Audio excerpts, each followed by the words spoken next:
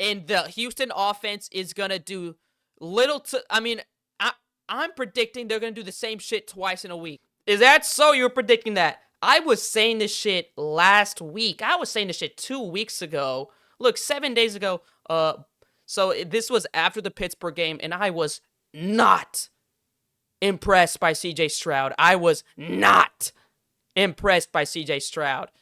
He played an awful game, and watching him wave away to do that shit, and I knew it was good. Like, bro, I'm like, one of my biggest pet peeves is when players that play not even bad, awful, and they're celebrating. CJ Stroud, you played awful against Pittsburgh, and it was shadowed again. It was scapegoated by this Texans defense.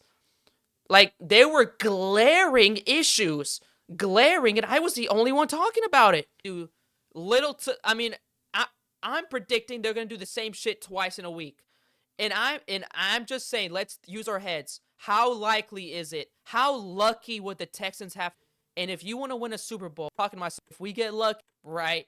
If we get lucky, like, then then you're not the better team, right? If this guy knows ball, I was saying this shit. I was saying this shit. I was saying this shit. 6 potential turnovers against Pittsburgh, and then 4 first half interceptions to the Patriots. Also, they had nothing on the ground. I'll talk about it, but I predicted this. I said this was going to happen. The Texans defense is absolutely fantastic. Number 1 defense in the league. I don't know. I mean, the Seahawks are pretty good too, but I just want to say that. But the offense is so bad.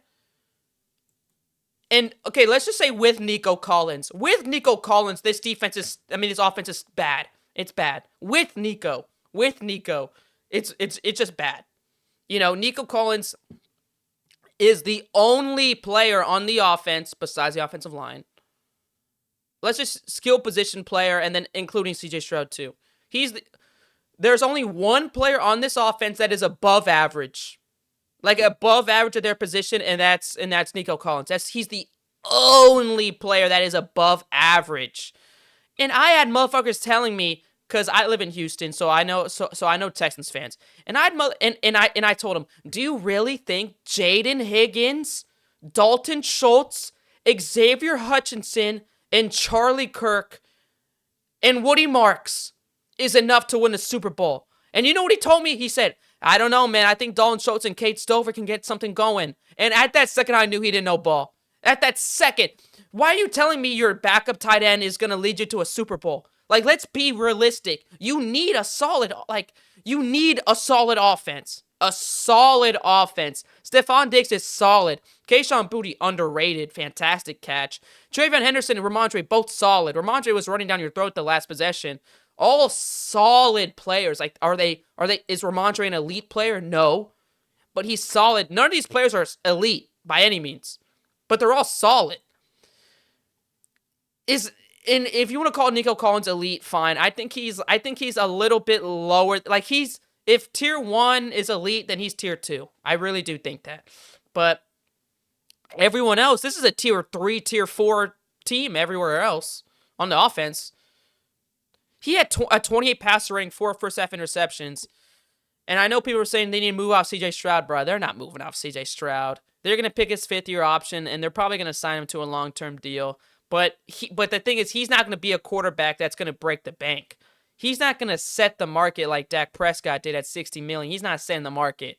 He's going to be like a $30-40 million quarterback where it's like, I guess we're stuck with him. And I remember when he tried to little bro Caleb.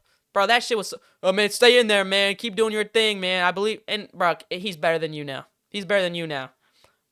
But CJ Stroud has regressed so much since his rookie year. And I remember a couple months ago, it came out like a headline. CJ Stroud called himself old. He said, my body feels old. He's like 24 years old. What do you mean you feel old? Brady was playing in his 40s. And you're 24 saying, I feel old. He's like, oh, I need to get back my speed. Like, he is admitting he got complacent. He definitely got complacent. After his elite rookie season, and he called himself a top 5 quarterback, and I had Texans fans telling me he was better than Dak Prescott. I remember. I have the receipts. I remember. And he clearly got complacent, never got better. and he's just not the type of guy that's going to elevate his weapons. I think last year when he had Nico, Tank Dell, and Stephon Diggs, if he had all three of them this year, I think they would have had a better year, or better in the playoffs at least. But he's just not enough. He's not, you need to surround him with some great weapon. You need a running back. I'm sorry, Woody Marks is not it. Woody Marks is not it. He had a 100-yard game against Pittsburgh, but he's not it, dog. 1.2 yards per carry, he's not it. He's not good enough to be a starting running back on a Super Bowl team. He's not good enough. He's not. And it makes me upset that they thought that it was enough. They thought this was enough? How? How did you think this was enough? But the things I've been saying this for weeks. But the only thing anyone talked about was the defense. And I understand they were like on a 10-game win streak. But this was clear as day for me, at least. CJ Stroud is not an elite quarterback, and the people around him are not elite. Woody Marks is not elite. Are you fucking kidding me? Woody Marks and Nick Chubb? And I know Joe Mixon wouldn't have done anything. I mean, let's just stop it. He allegedly beats women, whatever. Jaden Higgins was not enough. Xavier Hutchinson, not enough. Dalton Schultz, not enough. Christian Kirk was your wide receiver 1 running into the divisional round. Are you kidding me? What did you think was going to happen? So talking about that. So the weapons are awful. So I want to take a little bit of heat off CJ Stroud. Just a little bit, maybe like a few grams off of CJ Stroud.